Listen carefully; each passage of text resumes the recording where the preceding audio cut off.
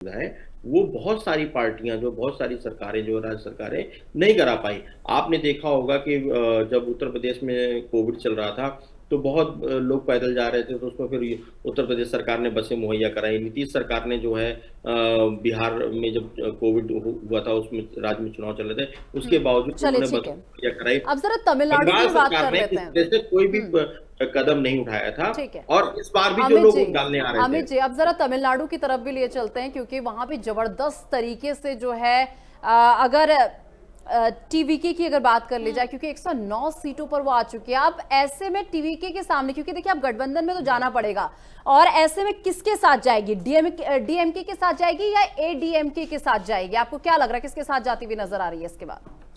देखिए, टीवी के पूरी तरीके से जिस तरह से आपने देखा होगा कि विजय जी ने जो हम लोग जो पहले आकलन कर रहे थे कि 20 से 25% वोट उनको मिलेगा, हम्म। लेकिन जो ये बढ़त है 100 प्लस जो 108 सीटों पे आप दिखा रही हैं, तो 100 प्लस जो बढ़त उनको मिली है, उसमें कहीं ना कहीं आप ये देखिए तमिलनाडु में एक जो अभिनेता से राजनेता जो बनने का जो क्रम है पिछले 50-60 सालों का, वो आपको लगातार दिखाई दे रहा है। और चाहे जयललिता की पार्टी की बात करें, चाहे हम डीएमके की बात करें, चाहे एआईएमडीएमके की बात करें, इसमें पूरी तरीके से जो है एआईएमडीएमके पूरा समर्थन करेगा टीवीके का, और उसका लाभ जो है टीवी जो पूरी तरीके से मिलेगा वो भारतीय जनता पार्टी को भी मिलेगा।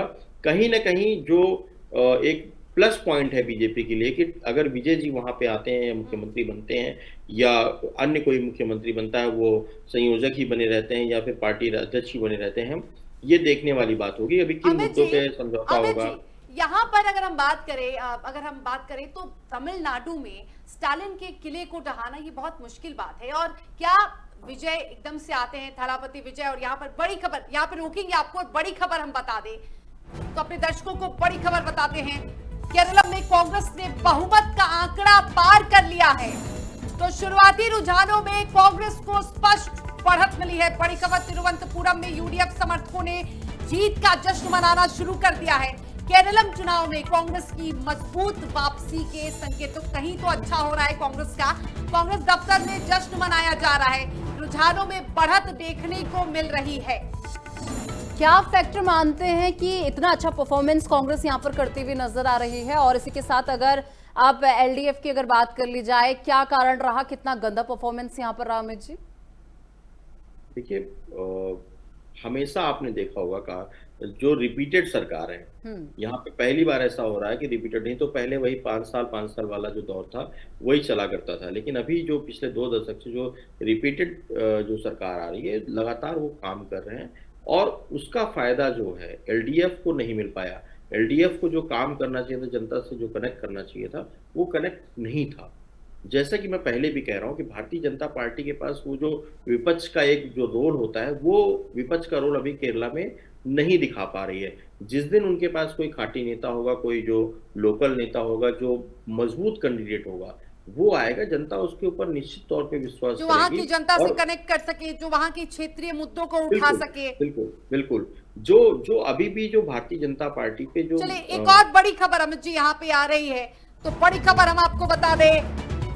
काउंटिंग के 4 घंटे पूरे होने पर तस्वीर साफ। बड़ी खबर, बंगाल के रुझानों में बीजेपी प्रचंड बहुमत, रुझानों में ममता के हाथ से सरकार गई। तो देखिए, बहुत बड़ी जानकारी आपको दे रहे हैं। असम के रुझानों में फिर बीजेपी की सरकार बनती हुई नजर आ रही है। इस वक्त की सबसे बड़ी खबर, केरल के रुझानों में कांग्रेस प्लस को सत्ता मिलती हुई नजर आ रही है। तमिलनाडु में रुझानों में टीवीके सबसे बड़ी पार्टी बनी, उस वक्त की सबसे बड़ी जानकारी आपको दे रहे हैं। और काउंटिंग के 4 घंटे पूरे होने के बाद लगभग अब तस्वीर सभी राज्यों की बहुत ज्यादा क्लियर हो चुकी है। पश्चिम बंगाल की अगर बात करें तो बीजेपी यहां पर सरकार बनाती हुई दिख रही है। तमिलनाडु की अगर बात कर ली जाए तो टीवीके बहुत अच्छी पोजीशन में नजर आ रही है। केरलम में कांग्रेस प्लस गठबंधन सबसे अच्छी स्थिति में नजर आ रहा है। असम की अगर बात कर ली जाए तो असम में बीजेपी बढ़त बनाए हुए है। पुडुचेरी की अगर बात कर ली जाए तो पुडुचेरी में भी बीजेपी बढ़त बनाए हुए नजर आ रही है। अमित जी कुछ कह रहे थे, कंप्लीट कीजिए। बिल्कुल अमित जी, यहाँ पे जो हम लोग बात कर रहे थे, एक ये भी फैक्टर है कि तमिलनाडु में थलापति विजय जिस तरीके से स्टालिन के किले को ढहाते हुए नजर आ रही है, बहुत मुश्किल वाली बात है। ये मुश्किल बात है स्टालिन के लिए भी, और ये चैलेंजिंग रहा होगा विजय के लिए भी। लेकिन इस यहाँ पर अगर देखें तो कौन सा फैक्टर काम आया? क्या फिल्मी फैक्टर काम आया क्या?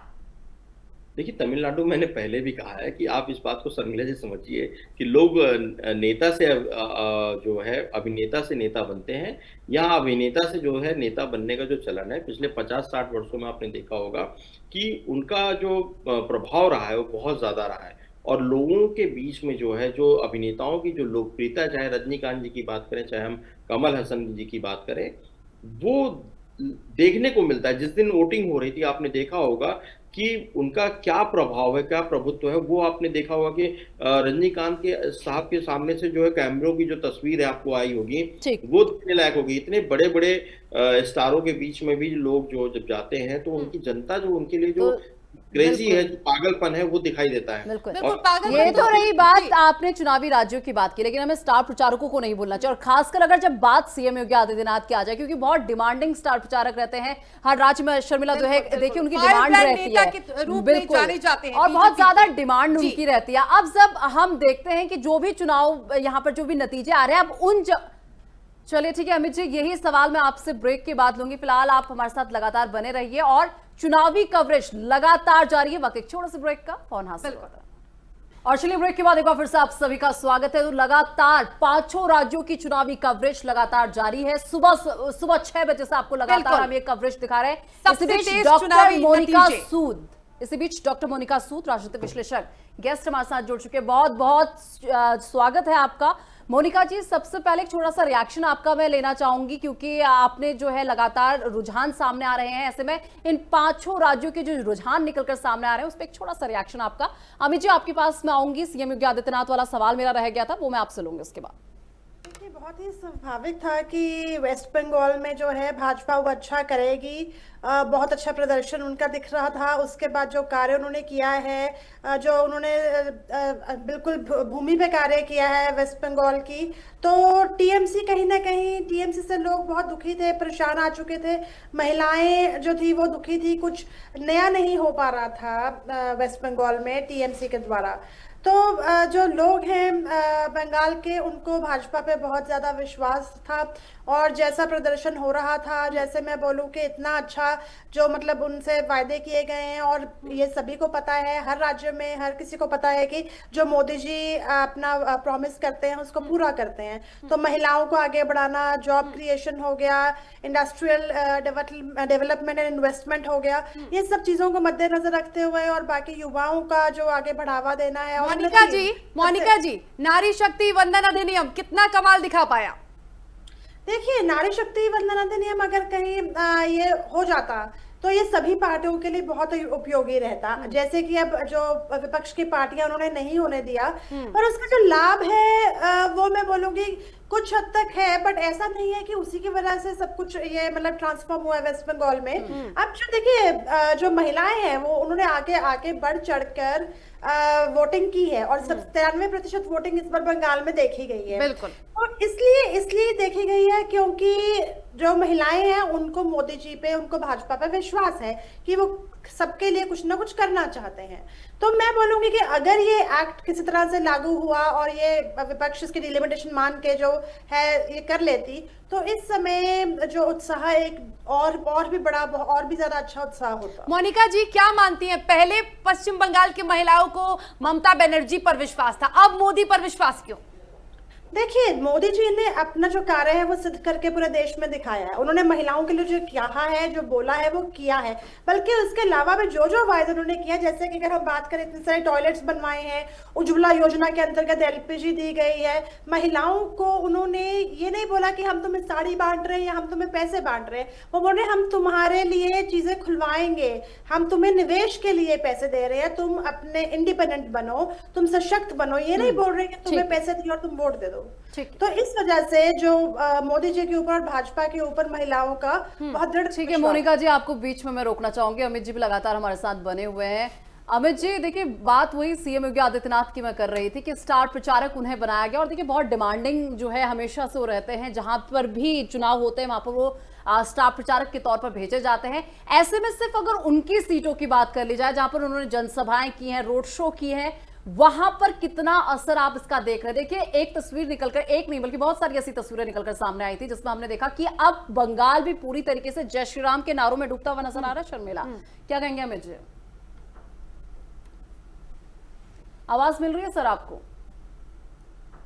चलिए देखिए अमित जी हमारे साथ हमारा उनसे नहीं हो पा रहा है। मोनिका जी आप क्या कहेंगे? बिल्कुल, लेकिन यहाँ पर मोनिका जी को रोकना चाहूंगी और मैं जरा ये बताना चाहूंगी कि मोनिका जी क्या आपको नहीं लगता कि इस बार योगी आदित्यनाथ की बात कर ले तो योगी आदित्यनाथ का भी इफेक्ट देखने को मिला है? पश्चिम बंगाल में 20 धुआंधार रैलियां उन्होंने की है। कुल अगर हम बात करें तो शुरुआत 12 अप्रैल 2026 से उन्होंने की थी और लगातार उन्होंने एक दिन में 3 से 4 जनसभाएं की। और जब भी कहीं भी विधानसभा चुनाव होते हैं तो वहां योगी आदित्यनाथ को स्टार प्रचारक के रूप में उतारा जाता है और कहीं ना कहीं बुलडोजर मॉडल को लोग बहुत ज्यादा पसंद करते हैं। तो पश्चिम बंगाल में भी इसका असर देखने को मिला, क्या आपको ऐसा नहीं लगता? बिल्कुल बिल्कुल देखने को मिला। देखिए, क्योंकि जो काम योगी आदित्यनाथ जी यूपी में करके दिखा रहे हैं और जो उन्होंने दिखाया है, जो हालत थी यूपी की, इतनी बद से बदतर हालत थी जब वहां पर सपा और ये पार्टियां थी, तो उस समय जो विश्वास लोगों ने उन्होंने दिखाया और उन्होंने जो परफॉर्मेंस दिखाया, उसका जो मॉडल है वह बंगाल में भी देखने को मिलेगा। और अगर वहां पर योगी जी आ रहे हैं तो लोगों को विश्वास है ना उनके ऊपर कि जो इन्होंने वहां किया है, अगर यहाँ ये वायदा कर रहे हैं, यहाँ पर ये प्रचार कर रहे हैं, तो यहाँ पर भी जो है वो पूरे प्रदेश का जो है वो उद्धार होगा। बार बार हमने देखा कि नो कर्फ्यू, नो दंगा, यूपी में सब चंगा। हर बार उन्होंने यही बात बोला, हिंदुओं को कटने नहीं देंगे, हिंदुओं को बटने नहीं देंगे, माफ कीजिएगा, गौ माताओं को कटने नहीं देंगे। वो बार बार कह रहे थे ना कटेंगे ना बटेंगे। इस तरीके के जो बयान है, इस तरीके के जो संबोधन है, वो कितने असरदार रहे? देखिए, मैं आपको एक छोटी सी यहाँ बात बोलना चाहूंगी कि अब यहाँ पर मैं रिलीजियस नहीं हो रही हूँ, पर देखिए मैं भी हिंदू हूँ और जो लोग हैं, आप देखिए कि जो सिचुएशन इस समय हिंदुत्व की हो रही है, जो हिंदुओं की हमारे देश में हो रही थी आज से 25 साल 30 साल पहले, उसमें और अब में कितना ज़्यादा अंतर है। अब हिंदू की जो पहचान है वो पूरे विश्व में कैसे मानी जाती है, चाहे आप पासपोर्ट को लेके बोलिए, चाहे आप हमारी पहचान को लेके बोलिए। तो अगर मैं ये बात यहाँ पर करती हूँ कि हिंदुओं को हम बंटने नहीं देंगे, हिंदुओं को वैसे भी ही नहीं बंटना चाहिए था, अगर ना बंटे होते तो शायद हमारे ऊपर ब्रिटिश शासन ना होता। अच्छा, इस बार आपने मोनिका जी एक बात और नोटिस की होगी, ममता बनर्जी के मुंह से आपने ये नहीं सुना होगा खेलबा होबे, इस बार वो कहते हुए भी नजर नहीं आए, क्योंकि कहीं ना कहीं एक अंदाजा उन्होंने भी लगा लिया था कि कुछ ना कुछ गड़बड़ तो है, इसीलिए शायद ये है कि इस बार वो ये सब कुछ कहते हुए नजर नहीं आई। बिल्कुल बिल्कुल, उनको अंदाजा इसलिए था क्योंकि जब SIR के अंतर्गत इतने सारे लोग पकड़े गए, अभी बंगाल में ही एक किसी के 65 या 75 बच्चे पकड़े गए हैं SIR के अंतर्गत। चलो वो तो जो है वो ECI का काम है, वो अपना काम करेंगे, पर मैं आपको बता रही हूँ कि इतना कम से कम ये आंकड़ा बताया जा रहा है और ये मतलब अवेलेबल भी है कि कम से कम 2 से 3 करोड़ जो अवैध तरीके से लोग रह रहे हैं बांग्लादेश से आए हुए, वो लोग इस समय वेस्ट बंगाल में रह रहे थे। पर अब SIR होने के बाद काफी वोटें कटी गई, काफी लोगों को पता चला, और जब गृह मंत्री जी हैं उनके बयान के बाद तो और भी स्पष्ट हो गया कि अपने आप चले जाओ, नहीं तो हम तुम्हें यहाँ से खदेड़ देंगे। दूसरी बात कि बांग्लादेश के सांसद का बयान आता है कि अगर कहीं बीजेपी वेस्ट बंगाल में आ जाती है तो हमारे लिए बड़ी मुश्किल हो जाएगी, क्योंकि सारे जो लोग बांग्लादेशी वहां रह रहे हैं वो वापस आ जाएंगे। इट मीन्स कि उनको भी पता है, कहीं ना कहीं सबको उनको भी पता है, सबको पता है, और ममता को भी पता था कि भी ये होना है। तो मोनिका जी, क्या ममता बनर्जी को ये पता था कि उन्हीं के साथ खेला हो गया है या खेला होने वाला है? ये देखिए, अपना ऊपर से तो बहुत ज्यादा मतलब स्ट्रांग बन रही थी सबके सामने, तभी वो कोर्ट गई, कोर्ट से भी उनको फटकार मिल गई, सुप्रीम कोर्ट से भी। पर अब देखिए, उनको अंदर कहीं ना कहीं पता था कि इतने सालों के शासन के बाद अब ये कुछ होने वाला है, पर उनको फिर भी अंदाजा था कि शायद वो कोप अप कर लें इस जो सिचुएशन है। पर उन्हें ये नहीं पता कि बंगाल के लोग कितने तंग आए हुए हैं उनसे, क्योंकि बंगाल की उन्नति तो किसी भी तरीके से नहीं। चलिए, बीच में आपको रोकना चाहूंगी, इस बीच एक बहुत बड़ी खबर सामने आ रही है, जहां पर आपको बता दें कि तमिलनाडु में सरकार बनाने की कवायद शुरू हो चुकी है। इस वक्त की सबसे बड़ी जानकारी, TVK को समर्थन दे सकती है कांग्रेस। सूत्र बता रहे हैं, तमिलनाडु कांग्रेस ने पार्टी प्रभारी को दी जानकारी। इस वक्त की बड़ी जानकारी आपको दे रहे हैं, तमिलनाडु में सरकार बनाने की कवायद शुरू हो चुकी है। मोनिका जी, एक छोटा सा रिएक्शन इस पर। कांग्रेस समर्थन दे सकती है TVK को। अगर कांग्रेस समर्थन दे रही है टीवीके को, तो देखते हैं इसका क्या निकलता है। अब ये तो हमारी जो नेशनल पार्टी है, जो भाजपा है, उनको पता है कि उन्होंने आगे इसमें क्या करना है। पर मेरा रिएक्शन ये रहेगा कि अगर ये ऐसा होता है तो ये मतलब जो टीवीके और वो है, अगर वो मिलते हैं तो ये फिर से एक नुकसान ही रहेगा उस प्रदेश के लिए।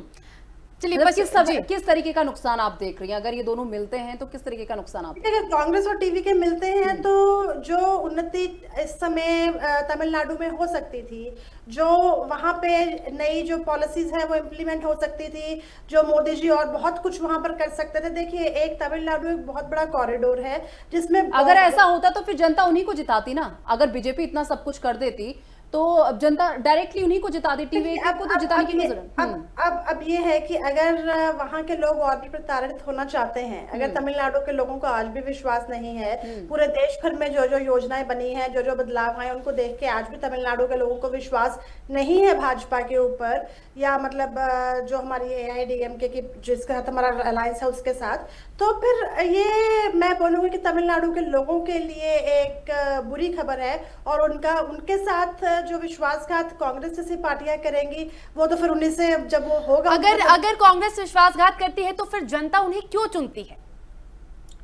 देखिए, अभी मैं इसके बारे में टिप्पणी आपको दे रही हूँ कि अभी इतने बदलावों के बाद भी अगर देखिए, अभी तक तो जो था अगर हम बात करें तमिलनाडु की, तो उसमें लोगों ने भाजपा का जो एक्चुअल असर है वो देखा ही नहीं है, उन्होंने वो फील ही नहीं किया है।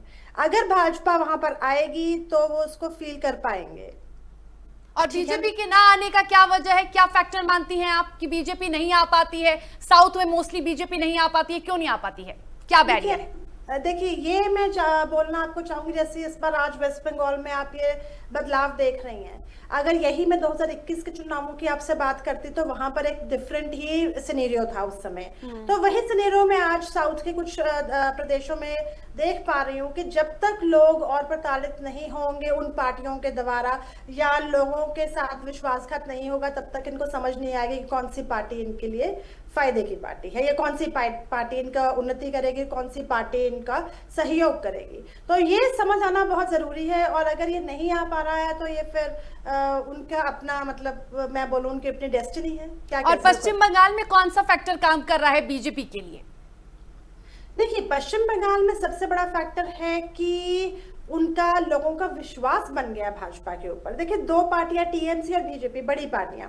अब TMC के साथ इतने सालों से लोग देख रहे थे कि क्या हो रहा है और क्या नहीं हो रहा है, पर अब जब TMC उनके काम नहीं कर पाई, उनके उम्मीदों पे खरी नहीं उतर पाई, तो उन्होंने बीजेपी की तरफ जाना था। और बीजेपी का काम उन्होंने ऑलरेडी पूरे देश में देख लिया है, यूपी में देख लिया है, बाकी प्रदेशों में देख लिया, इसलिए स्वाभाविक था कि बंगाल में लोगों ने बीजेपी पे विश्वास किया। अब जरा असम में आते हैं, क्योंकि ऐतिहासिक जीत कह सकते हैं, थर्ड टर्म है जो बीजेपी का यहाँ पर बनने जा रहा है, तीसरी बार सरकार बनाने जा रही है बीजेपी।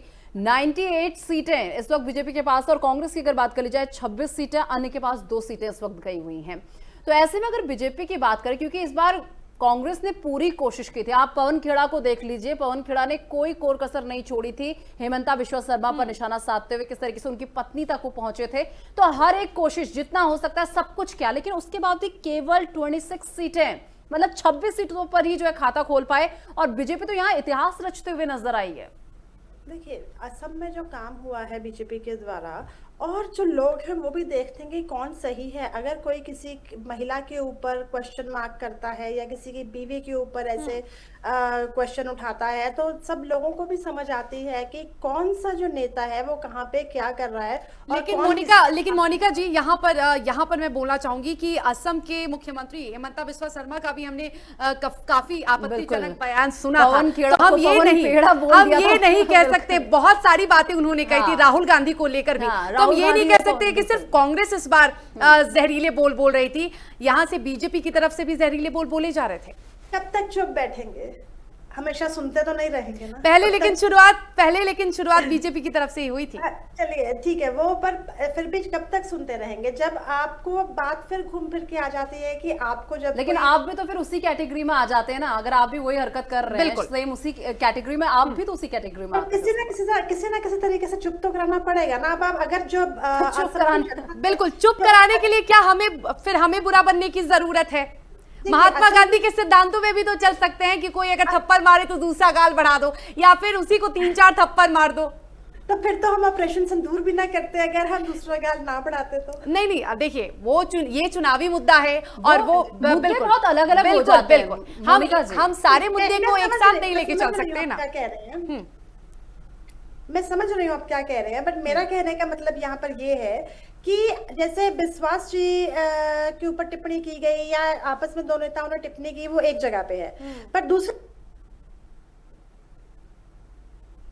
तो देखिए निशा, हम देख रहे हैं किस तरीके से अब सबसे अच्छी बात यह है कि जो रुझान है उसके बाद देखिए जश्न का कैसे माहौल। और इस बार सबसे इंटरेस्टिंग तस्वीर ये है जी, बहुत इंटरेस्टिंग तस्वीरें निकलकर बंगाल से सामने आई, जहां पर देखिए सीएम योगी आदित्यनाथ को आपने देखा होगा कि वहां पर जाते हैं और किस तरीके से जय श्री राम और आज वही तस्वीरें निकलकर सामने। आज बंगाल जो है वो जय श्री राम के उद्घोष करता हुआ नजर आ रहा है, एक बहुत बड़ा परिवर्तन कह सकते हैं इसे, और बहुत ही अच्छे रिजल्ट। आप बताइए ना, 188 सीट्स पर चल रही है बीजेपी इस वक्त, और बड़ी बात है केवल 101 सीटों पर। बहुमत का आंकड़ा 147 है और 188। बिल्कुल आपको रोकना चाहूंगी, 148 बहुमत का आंकड़ा टीएमसी में बनता है और उससे बहुत आगे, मतलब सेंचुरी पार करते हुए बहुत आगे बढ़ चुकी है। 188 सीटें, मतलब किसी भी गठबंधन या किसी भी चीज के अकेले ही बीजेपी अपना सरकार आराम से बना सकती है। जैसे कि बिहार में स्थिति थी वैसी स्थिति बिल्कुल भी नहीं है, और ये बहुत अच्छी बात है। बीजेपी ने जिस तरह से अपना दबदबा कायम किया है पश्चिम बंगाल में, या फिर इसे झालमुड़ी इफेक्ट कीजिए, या फिर इसे माझभात इफेक्ट कहिए, या फिर महिलाओं का इफेक्ट कहिए, लेकिन इफेक्ट तो हो कुछ ना कुछ रणनीति में चेंजेस हैं। आप बिहार में भी अगर देख लीजिए, इस बार बिहार के जब रिजल्ट आए बहुत शॉकिंग रिजल्ट्स थे बिहार के भी, और उसके बाद अब बंगाल में ये तो कह सकते हैं कि डबल सेंचुरी के पास पहुंचने वाली है बीजेपी। 189 डबल सेंचुरी करने जा सकती है, मतलब कर सकती है। अगर थोड़ा बहुत फ्लैक्चुएट होते हैं आंकड़े तो ये डबल सेंचुरी बना सकती है। ऐसे में एक बार फिर आपको वो तमाम राज्य, यानी कि जो 5 राज्यों के नतीजे इस वक्त आपकी टेलीविजन स्क्रीन पर चल रहे हैं, वो एक बार हम आपको बता देते हैं। देखिए, अगर पश्चिम बंगाल की बात करें तो 189 सीट्स पर बनी हुई है बीजेपी, यानी कि 112 सीटों का फायदा बीजेपी को होता हुआ नजर आ रहा है। वही टीएमसी की अगर बात कर ली जाए तो 100, यानी कि 100 सीटों पर बनी हुई है टीएमसी, और 114 सीटों का नुकसान टीएमसी को हुआ है। वही लेफ्ट की बात कर ली जाए तो 2 सीटों पर, लेकिन कांग्रेस तो यहाँ अपना बिल्कुल खाता भी खोल नहीं पाई है। कांग्रेस और लेफ्ट की बहुत बुरी स्थिति में, और कम से कम ये लग रहा था कि अधीर रंजन चौधरी कुछ अपनी सीट पर तो कर पाएंगे, लेकिन अधीर रंजन चौधरी का भी जो है यहाँ पर जादू चलता हुआ नजर नहीं आया है। जो लेफ्ट और कांग्रेस एक जमाने में पश्चिम बंगाल में जिनका दबदबा था, आज वो पूरी तरह से गायब है। और यही डर कहीं ना कहीं टीएमसी को भी है कि एक बार यदि वो सत्ता से हटी तो कहीं इनकी भी स्थिति टीएमसी और माफ कीजिएगा कांग्रेस और लेफ्ट की तरह ना हो जाए। लेकिन बिल्कुल, और इस बार अगर आप बंगाल में देखेंगे तो आप एक चीज पाएंगे वहां पर कि बंगाल में इस बार अमित शाह भी बहुत जो है एग्रेसिव नजर आए थे, बहुत एक्टिव भी थे, एग्रेसिव भी थे। नितिन नवीन कहीं ना कहीं या फिर अमित शाह, बिल्कुल तमाम बड़ी जो हस्तियां थी वो सब बंगाल में डेरा डाले हुए थे। लेकिन आप अमित शाह की अगर देखेंगे तो साफ तौर पर कहते थे कि अगर जो गलत तरीके से चीजों को करेगा उल्टा लटका दिया जाएगा, क्योंकि उन्हें इस बात का भी डर था अमित शाह को कि हमारे जो कैंडिडेट है कहीं वो टीएमसी के कैंडिडेट से डर ना जाए, क्योंकि हरकतें वहां पर ऐसी हो रही थी। आपने देखा होगा कि जिस दिन शायद फर्स्ट फेज का चुनाव था या सेकंड फेज का चुनाव था, उस दिन बीजेपी के कैंडिडेट को किस तरीके से दौड़ा कर वहां पर मारा जाता है। तो ऐसे में एक बहुत बड़ा चैलेंज था बीजेपी के सामने कि हमें अपने कैंडिडेट्स को इतना मजबूत रखना है कि टीएमसी के सामने जाके ना डरे। सबसे पहले ये प्रूव कर दिया बीजेपी ने, जब इस बार चुनाव हुए हैं तो बहुत ही कम हिंसा हुई है। जितनी हिंसा की खबरें पहले आती थी, बहुत कम छिटपुट हिंसा की खबरें आई तो हैं लेकिन कम आई हैं। तो ये मुकाबला भी जनता ने कर लिया कि अभी सरकार बनी भी नहीं है, लेकिन क्योंकि केंद्रीय बल की तैनाती और बहुत अच्छे से सब कुछ कंट्रोल में करने की कोशिश की गई थी, तो अगर हम लोग जो स्थितियां बहुत जी भी लगातार हमारे साथ बनी हुई है। मोनिका जी, देखिए बीजेपी के सामने चैलेंजिंग तो था इस बार पश्चिम बंगाल को जीतना, क्योंकि देखिए कहीं ना कहीं उनके मन में भी ये चीज डर थी कि हमारे जो कैंडिडेट्स हैं वो टीएमसी के कैंडिडेट से ना डर जाए। इसीलिए अमित शाह ने साफ तौर पर कहा कि अगर ये गलत हरकत करने की कोशिश करेंगे तो सीधा उल्टा लटका देंगे। उस चैलेंज को भी जो है उन्होंने फेस करते हुए कहां पर किस चीज को कैसे टैकल करना है, क्योंकि यहां पर ममता बनर्जी की तरफ से कहा गया था कि अगर बीजेपी आती है तो आपका मछली भात खाना बंद हो जाएगा, उस पर कैसे अटैक करना है, कैसे अटैकिंग मूड में रहना है, इन तमाम चीजों को बहुत अच्छी तरीके से साधा है बीजेपी ने। ये बात बिल्कुल सही है, क्योंकि बहुत सारे ऐसे लोगों से मुझे भी बहुत सारे कॉल्स आए थे पर्सनली कि बंगाल में बीजेपी के जितने भी कैंडिडेट्स थे उनके ऊपर हमले हो रहे हैं। कईयों के शीशे घर के तोड़े गए, जो शायद टीवी पे हमें नहीं पता चलता, बट पर्सनली मुझे चीजें पता चली क्योंकि कुछ लोग जानते हैं तो उन्होंने बताया कि शीशे तोड़े गए। एक एक कैंडिडेट के साथ 5 से 10 सीआरपीएफ के जवान चल रहे थे, क्योंकि उन पर कभी भी हमला हो सकता था। पिछले 2021 के चुनावों में एक ये चीज हमें